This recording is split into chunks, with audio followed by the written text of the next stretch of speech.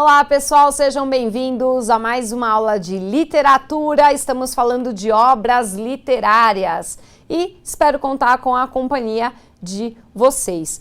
Hoje nós vamos falar de uma obra importantíssima que cai na lista de vestibulares, que é a obra O Cortiço, do Aloísio Azevedo. Como vocês sabem, antes de entrar nos detalhes técnicos da obra, eu sempre gosto de falar um pouquinho do autor e falar um pouquinho da obra dele, assim como falar da produção em si, da escola literária, antes de entrar nos detalhes da obra. O Aloísio Tancredo Belo Gonçalves de Azevedo nasceu em 1857 e faleceu em 1913. Ele é um autor naturalista brasileiro, então vamos lembrar que a gente está falando aqui do naturalismo, né, de uma obra naturalista. A gente vai discutir um pouco o naturalismo na hora de falar do enredo dela. Ele tem como obra, aos 20 anos, Uma Lágrima de Mulher, O Mulato, Mistério da Tijuca ou Girândola de Amores, Memórias de um Condenado ou A Condessa Vésper, Casa de Pensão, Filomena Borges, O Homem, O Cortiço, O Coruja, A Mortalha de Alzira, Demônios e O Livro de uma Sogra. Esse livro vale a pena ler. É interessante o livro de uma sogra. Eu vou deixar vocês com curiosidades. Hoje vamos falar do Cortiço. Eu estou procurando aqui O Cortiço, uma obra de 1890, né? E eu escrevi errado. É fortemente, gente, não é foretemente, é fortemente, né? Apresenta fortemente o pensamento naturalista, né? E o que é esse pensamento naturalista? O naturalista, ele é parente do realismo, mas ele vê a questão, lembra que o realismo, ele denuncia a hipocrisia da sociedade, aquela coisa toda na ordem psicológica, mental, distúrbio de caráter e tudo mais. O naturalista, ele vê isso do ponto de vista biológico. Então, quem é pobre é sujinho, não tem caráter, não tem civilidade. Então, é desta maneira que o naturalista pensa, tá? E essa obra apresenta fortemente o pensamento naturalista. Inclusive que isso vai gerar outras linhas de pensamento, enfim, né? Para o naturalista, o meio em que o indivíduo está, a raça a qual ele pertence, o momento em que ele vive, isso vai interferir diretamente na vida do indivíduo. E a gente vai ver isso na história das personagens, né? E tudo isso com um olhar biológico, com um olhar cientificista. Então, assim, se a pessoa é pobre, ela é nordestina, ela é negra, é escrava, é favelada, ela é suja, ela não é civilizada, logo, portanto, não é uma pessoa de bem. É isso que eles tratam, tá? Eles atrelam as características físicas às características psicológicas, né? E lembrando que Brasil aí tá Brasil recentemente libertara, os escravizados, né? Vamos lembrar também, tomem cuidado na hora de fazer questão, seja de história, seja de português, tomar cuidado com escravo. O escravo em si, ninguém é escravo como raça, como identidade. Então, na verdade, escravo é um ser humano que foi escravizado. Ele foi forçado a perder a sua independência. Ele virou um produto de outrem, de outras pessoas. Então, sempre lembrem-se dessa palavra, escravizados. Não fique colocando escravos para cima e para baixo, que você pode perder ponto, tá? E, assim, essa libertação dos escravos com a Lei Áurea foi em 1888. Vamos às personagens. Nós temos o João Romão, que é português, dono do Cortiço. Ele representa a exploração, né? A exploração ele é visto do ponto de vista negativo, né? Tem a Bertoleza, que é uma escrava cafusa que trabalha para o João Romão e é sua amante, né? Representa a explorada, o explorado. Miranda, ele é português, ele é comerciante, ele mora no sobrado burguês, oposto de João Romão, né? Temos o Jerônimo, que é um português que trabalha na pedreira de João Romão, representa o bom trabalho, o bom homem, o disciplinado, certinho, regrado. Tem a Rita Baiana, que é uma mulata sensual e sedutora, ela representa a mulher brasileira. Tem a Piedade, que é a mulher do Jerônimo, ela representa a mulher europeia. Tem o Capoeira Firmo, que é um mulato que fica uma vez lá com a Rita Baiana. E tem o que a gente chama da raia miúda, não sei Se vocês já escutaram a expressão, quando eu era criança, às vezes a gente ouvia, quando alguém queria desprezar outra pessoa, fazia essa daí é da raia miúda. O que é a raia miúda? Gente, é sinônimo de ralé, tá? Então, quando vocês lerem isso no livro, vai lá, raia miúda, é ralé, é trabalhador que rodeia a trama ali. Então, é uma lavadeira, um caixeiro viajante, um vendedor de porta em porta, enfim. Essa é a raia miúda, né? Inclusive, o próprio policial também pertence a essa raia miúda na trama. Então, a raia miúda, a gente é a ralé, tá? Mas não vai ficar chamando de ninguém de miúda não, tá, gente? Que é feio. Vamos falar do enredo. Esse enredo é muito interessante. Eu vou dar uma explicação física para vocês entenderem. A gente já visualizou isso em novela, acho que até na nossa vida, né? Seja no trabalho ou em casa, ou na escola, sempre tem um elemento que não se mistura. Não é isso? Sei lá, você tá na escola, tem aquela galera, todo mundo meio que se entende com todo mundo, naquelas, né? Porque na época de escola é uma época traumatizante, e sempre tem o menino ou a menina que não se mistura, que é distinto.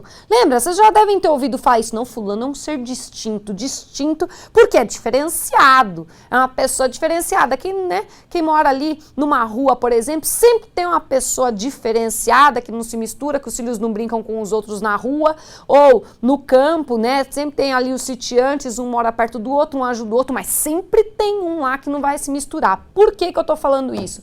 Eu quero que vocês entendam isso, porque este é o estopim da trama, que é o tal do Miranda. O Miranda é o comerciante, é o português, é o que tem um sobrado chiquérrimo na esquina, do lado do cortiço, né? Ele é o português distinto, a mulher dele também não se mistura com ninguém, na piedade não se mistura com ninguém, é o povo distinto, diferenciado. E o João Romão, ele quer ser rico de qualquer jeito, ele quer ser bambambam, quer ser distinto, quer ser o cara. E ele morre, gente, desculpa, ó, morre de cotovelo de inveja do Miranda. E como é que o João Romão vai enriquecer? Explorando os outros, né? Então ele tem uma taverna, tem a pedreira e tem o cortiço. Nessa trama toda ele morre de inveja do Romão, tananã, só que aí o Miranda ganha o título, né, de barão. Gente, pensa na pessoa quase morrendo de ódio, mordendo o pé. É o João Romão. O João Romão, ele morre de inveja do Miranda e ele percebe que para ser um notório homem não basta a grana, que é a maior crise da burguesia. Vamos lembrar disso lá do romantismo, né? Porque no romantismo você tinha os burgueses, o burguês tinha dinheiro, mas não tinha a tradição. O Miranda tinha tudo, o dinheiro e a tradição. Aí a hora que o João Romão fica doido. Aí, neste meio tempo, Jerônimo cai nas graças de Rita Baiana e se perde, que aí é uma nota naturalista nata mesmo, dizendo, olha, o cara era certinho, trabalhador, disciplinado, se rendeu ali nos braços da mulata, caiu na perdição da carne e já se perdeu. Começou a faltar no serviço, aquela coisa toda, virou malandro. Então, a deturpação de caráter, lembre-se, está primeiro pela deturpação física, seja de ordem da higiene, seja de ordem sexual, seja de outras ordens, tá? Então, é muito importante que isso é a nota, maior pensamento naturalista. Aí, o João Romão, ele tenta dar até um ar mais burguês ao cortiço, dá uma mudada no cortiço, inclusive o cortiço vira Vila Romão. Né? E o João Romão, ele reconhece a superioridade do seu oponente, do Miranda, e aí decide se juntar a ele. De que forma? Pedindo a filha do Miranda em casamento. Quando Bertoleza, que foi aquela que trabalhou o tempo inteiro, explorada, né, pro João Romão, que, ela era explorada, não recebia nada, ela era amante dele, fazia de tudo para ajudar ele. Quando ela sabe disso, ela fala que vai chantageá-lo. Ou, perdão, ela vai chantageá-lo e fala que quer uma parte das riquezas, que ela ajudou a construir aquilo, enfim. Aí o que acontece? O João Romão, para se livrar dela, o que faz? Denuncia ela para os donos, porque ela era uma escravizada fugida, né? Ela tinha fugido dos seus donos. Aí João Romão denuncia ela, é uma parte muito triste também, que é quando ela é denunciada, quando ela vê que ela está encurralada, que ela vai ser pega e vai ser entregue de novo aos donos, ela vê que não tem saída, num desespero ela se mata, ela se suicida. E, neste caso, o caminho está livre para o Romão. O Romão se casa com a filha de Miranda, tá? E essa é a trama, é a história. Vamos pensar, agora terminando o nosso pente. Narrador, terceira pessoa onisciente, ou seja, sabe tudo de tudo, igual Deus, onipresente, onisciente, onipotente, sabe de tudo. Então ele fala dos pensamentos, fala dos sentimentos, fala de tudo. O tempo, ele é cronológico, né? É do século XIX. Os espaços, nós temos o cortiço, a taverna, a pedreira, a casa de Miranda também. E esses 4 locais, ficavam no bairro de Botafogo da cidade do Rio de Janeiro, tá? Que, como a cidade do Rio de Janeiro era uma das cidades mais avançadas na época, porque a corte portuguesa, né, já tinha chegado até lá. Rio de Janeiro, na época, era a capital do Brasil, por isso que chamavam muito a corte, porque os portugueses, a família real veio para o Brasil e ficou no Rio de Janeiro, né? Então, isso acontece lá que tem cortiço, taverna, tem tudo, lá no bairro de Botafogo. Fazendo uma análise, o cortiço se apresenta de modo personificado do povo brasileiro, né? Então, na verdade, pensando o cortiço, ele passa por essa transformação, ele começa lá cortiço, perrapado, ralé, vai melhorando, né? Vira Vila Romão. E o cortiço, ele é personificado. Tem uma hora que no livro aparece assim, o cortiço abre os olhos. Na verdade, não é que abre os olhos, as janelas do cortiço começam a ser abertas. Então, o cortiço, várias vezes, ele é considerado como algo uno, né? Unificado. E aí, é uma personificação do povo brasileiro conforme as personagens exemplificam. Então, cada personagem é um emblema de uma figura brasileira. Então, o português explorador, o português distinto, a escravizada fugida, a outra que é a mulher sensual, a portuguesa recatada, enfim, nós temos esses elementos, tá? Que exemplificam as questões do naturalismo, né? Na hora que tem atos sexuais, na hora da alimentação, tem uma parte que realmente parece que são animais que estão comendo, não que são os moradores do cortiço, tá? A questão da pobreza, a promiscuidade, o local e as relações como quesitos degradantes de um indivíduo. No caso, pensando nesse indivíduo como o próprio Brasil. Ou seja, é uma crítica de que enquanto houver esse tipo de degradação física, com certeza haverá degradação moral do Brasil, tá?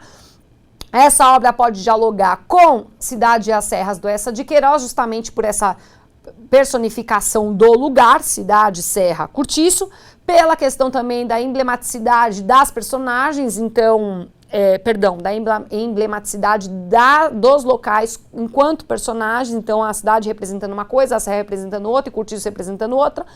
Aí sim, falando da Iracema, também nessa questão da personificação do local e também por essa questão, até o final, né, o final trágico da Iracema com o final trágico da Bertoleza, também pode haver ali uma certa semelhança, né, não semelhança, mas uma relação dialética entre elas. Mayombe, do Pepe Tela, que também tem essa questão do lugar personificado, cortiço como uma pessoa que acolhe esses moradores, Mayombe como um lugar também que acolhe aqueles guerrilheiros, e Memórias Póstumas de Brás Cubas, né, do Machado de Assis. Por quê? Porque no Memórias Póstumas você tem essa denúncia do desvio de caráter no quesito psicológico. No naturalismo você tem isso no âmbito cientificista, no âmbito físico, tá?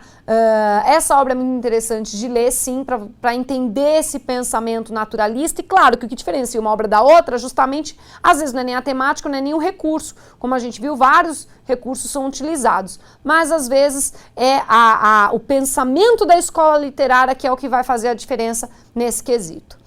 Meus queridos, agradeço a companhia de vocês, foi um prazer estar com vocês, espero vê-los nas próximas obras. Muito obrigado, um beijo grande, até lá!